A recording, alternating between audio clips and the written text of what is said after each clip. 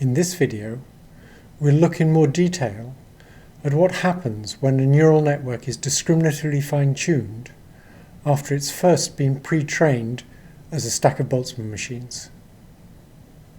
What we'll see is that the weights in the lower layers hardly change at all, but that nevertheless these tiny changes make a big difference in the classification performance of the neural net because they put the decision boundaries in the right places. We'll also see that the effect of pre-training is to make deeper networks more effective than shallower ones. Without pre-training, it's often the other way around.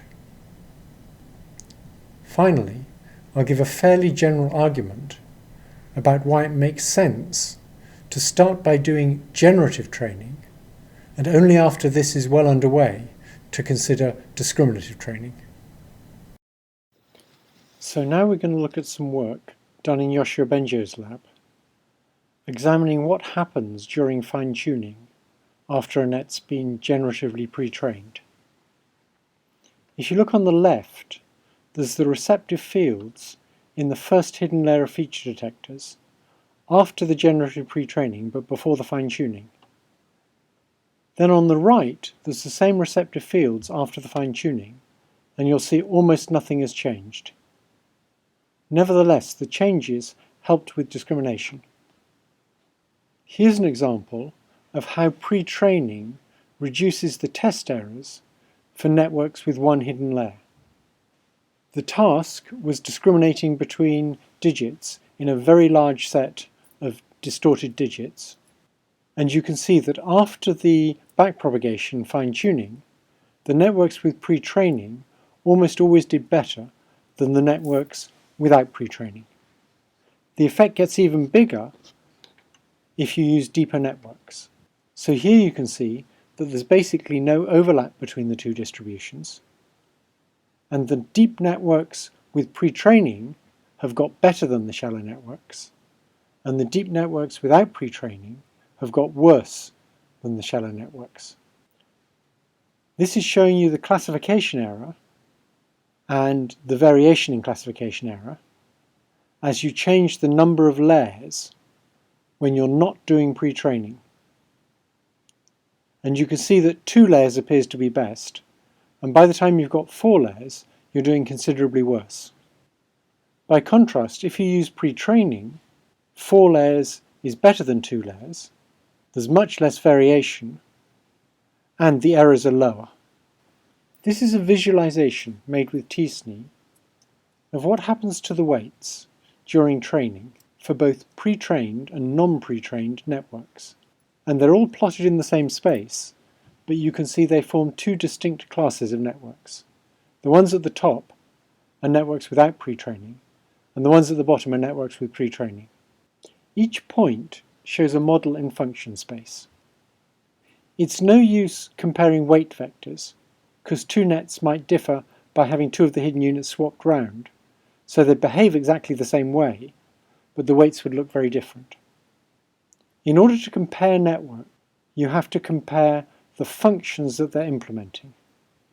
And a way to do that is to have a suite of test cases and look at the outputs the networks produce on those test cases, and then concatenate those outputs into one great long vector. So if 2 networks produce very similar outputs on all the test cases, that concatenated vector will be very similar for the 2 networks. Now you take those concatenated output vectors and you plot those in 2D using t-SNE. The colors show the stages of training. So if you look at the networks at the top, there's an initial blob in dark blue, and then you can see those all move in roughly the same direction. In other words, the networks after one epoch of learning are all more similar to one another than they are to the initial networks. That's even more pronounced with the pre-trained networks at the bottom. So the color tells you which epoch you're in. The trajectories at the top without pre-training show that different networks end up in different places in function space, and they're quite widely spread. The trajectories at the bottom show that with pre-training, you end up in a quite different region of function space, and the networks tend to be more similar to one another. But the main point is there's no overlap. The kinds of solutions you find, if you pre-train the networks generatively, are just qualitatively different from the kinds of solutions you find if you start with small random weights. The last thing I want to say in this video is to explain why pre-training makes sense.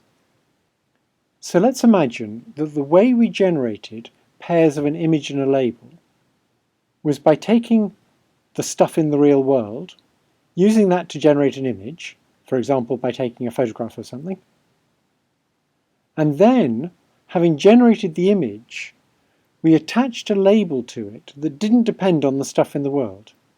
So contingent on the image itself, the stuff in the world is irrelevant. The label just depends on the pixels in the image. That would be the case, for example, if the label told us whether the top left pixel was similar to the bottom right pixel. Now, if we generated images that way, then it would make sense to try and learn a mapping from images to labels, because the labels depend directly on the images.